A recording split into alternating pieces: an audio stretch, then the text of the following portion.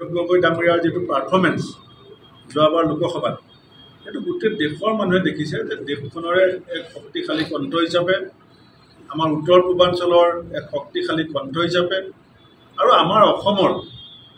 এখন ফেচ বুলি যাক আমি ক'ব পাৰোঁ যে ভাৰতবৰ্ষৰ পাৰ্লিমেণ্টত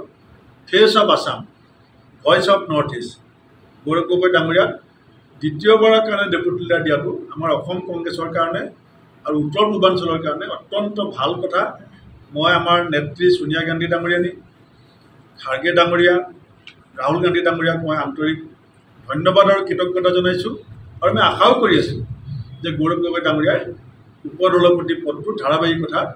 ৰক্ষা কৰিবলৈ সুযোগ পাব। ইয়াৰ পৰা লাভ কি হ'ব মই এইটো কৈছোঁ, লাভ এইকাৰণে হ'ব যে আমাৰ এতিয়া